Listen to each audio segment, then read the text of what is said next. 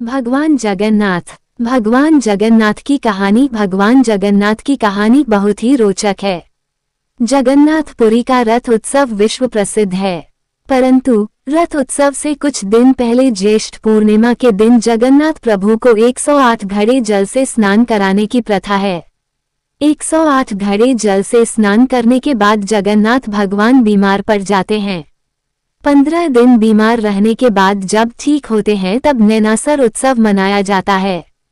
परंतु सोचने वाली बात यह है कि जो पूरे ब्रह्मांड का मालिक है, जिसके लिए इस पूरे ब्रह्मांड में कुछ भी ऐसा नहीं है जो नहीं किया जा सकता, वो बीमार कैसे पड़ सकता है? बीमार होना एक मानवीय घटना है। भगवान बीमार कैसे हो सकते हैं? इसके पीछे भगवान की एक बहुत ही प्यारी लीला है।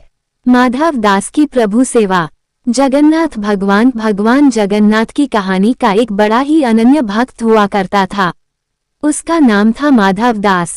जब माधव दास की पत्नी का देहांत हो गया तो वह पूरे समय भगवान जगन्नाथ की सेवा ही करता, मानो उसका पूरा जीवन उसने भगवान जगन्नाथ को लिख दिया हो। सेवा के बाद जो मिलता वह खाता और वहीं भगवान जगन्नाथ के मंदिर के पास अपनी कुटिया में सो जाता। सालों बीते पर माधव दास किसी भी दिन भगवान की सेवा से नहीं चूकता। दिन तो बहुत बड़ी बात है, वो किसी क्षण भी भगवान की सेवा से नहीं झुकता। जब माधव दास बूढ़ा हो चला तब वो बीमार रहने लगा। लोगों ने उससे कहा, अब आराम किया करो, तुम बूढ़े भी हो गए हो और बीमार भी रहते हो। परंतु माधव दास किसी की नहीं सुनता, बस अपनी प्रभु सेवा में लगा रहता। अपने दास की सेवा माधव ने की। एक बार की बात है, माधव दास बहुत बीमार हो गया। लोगों ने उससे कहा, वैद्य के पास जाओ, दवाई खाओ। परंतु माधव दास सबसे कहता, जिसके माथ पर हो जगन्नाथ का हाथ, उसे किस बात की चिंता? भगवान है ना, वो सब देख लेंगे, यही कहता और निरंतर अपनी प्रभु सेवा में लगा रहता। एक दिन वह अपनी कुटिया में बीमारी की वजह से बेहोश हो भूमि पर गिर पड़ा। तब प्रभु जगन्नाथ प्रकट हुए। आम मनुष्य भेष में उन्होंने माधव दास को उठाकर चारपाई पर लिटाया। फिर उसके पास रहकर ऐसे माधव दास की सेवा करने लगे मानो एक माँ अपने नवजात शिशु की करती हो।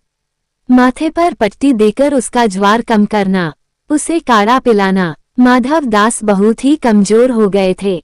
उसकी सोचने समझने की शक्ति भी बहुत कम हो गई थी। वैकुंठ का सुख। धीरे धीरे जब माधव दास ठीक होने लगे तो एक दिन उन्होंने भगवान को पहचान लिया। पहचानते ही माधव दास प्रभु के सामने हाथ जोड़कर जोर जोर से रोने लगे।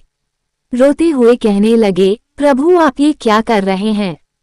मैं आपका भक्त हूँ, मैं आपका दास हूँ, आप मेरी सेवा क्यों कर रहे हैं प्रभु? अपने भक्त के आंसू भगवान श्री हरि ने पोंछकर उन्हें अपने हृदय से लगा लिया। प्रभु के हृदय में लीन होकर फिर कौन सी आस और लालसा बाकी रह जाती है? माधवदास को जीवित होते हुए इसी धरती पर साक्षात वैकुंठ का अनुभव हो रहा था। प्रभु ने उसके पीठ को सहलाते हुए उसे चुप कराया। कर्मफल का सिद्धांत। भगवान जगन्नाथ की कहानी। सुबकते हुए माधवदास ने श्री हरि से कहा, हे प्रभु, हे परमानंद, हे परमात्मा, आप तो त्रिलोक के स्वामी हैं, आप ही नारायण हैं, इस पूरे ब्रह्मांड के मालिक हैं। आपकी इच्छा से तो ये बीमारी क्षण भर में नष्ट हो सकती थी, फिर आपने मेरी सेवा करने के स्थान पर मुझे पूर्णतः स्वस्थ क्यों नहीं किया? भगवान ने मुस्कुराकर माधव दास से कहा, हे प्रिय, कर्मों का फल तो भोगना ही पड़ता है। कर्म का चक्र ही नियति है। यदि मैं तुम्हें अभी तुम्हारी पीड़ा से मुक्त कर दूं तो भी आगे चलकर तो तुम्हें यह कष्ट भोगना ही पड़ेगा। संसार में जो भी कर्म होते हैं उसके निश्चित कर्मफल भी होते हैं। सृष्टि ऐसे ही चलती है। भक्तवत्सल प्रभु जगन्नाथ। फिर भगवान कहते हैं, तुम्हारे कर्मों के अनुसार ही मैंने तुम्हारी सेवा की है। तुमने जितनी मेरी सेवा की है उसका कोई मोल नहीं है। भगवान भी भक्त के प्रेम के भूखे होते हैं। एक यही भाव भगवान को सबसे प्रिय है। तुम्हारा प्रेम मेरे लिए सेवा हो सकता है, तो जब तुम्हें सेवा की आवश्यकता है तो मेरा प्रेम भी तुम्हारे लिए सेवा हो सकता है। हे मेरे प्रिय माधवदास, तुम्हारे कर्मों का फल तो अवश्य मिलेगा, पर तुम्हारी भक्ति से मैं इतना प्रसन्न हूँ कि तुम्हारे बचे कष्ट अब मैं अपने ऊपर लेता हूँ। अब मैं तुम्हारी यह पीड़ा यही अंत करता हूँ। तुम्हारे 15 दिन का ज्वर जो शेष है वह मैं अपने ऊपर लेता हूँ और तुम्हें स्वस्थ शरीर प्रदान करता हूँ। भगवान जगन्नाथ 15 दिन क्यों बीमार रहते हैं? भगवान के ऐसा कहते ही माधव दास स्वस्थ हो गए। उधर मंदिर में ज्येष्ठ पूर्णिमा के अवसर पर भगवान को 108 खड़े जल से नहलाया जा रहा था। नहलाने के उपरांत भगवान का विग्रह जोर से तपने लगा और 15 दिन तक तपता रहा। तब से मान्यता है कि जो भी भक्त की पीड़ा प्रभु हरते हैं उन्हीं कारणों से वे 15 दिनों तक बीमार रहते हैं और इसका कलंक 108 घड़े जल को लगता है। धन्य है वो 108 घड़े एवं जल को प्रभु के लीला के अंग हैं। प्रभु की लीला अपरंपार है।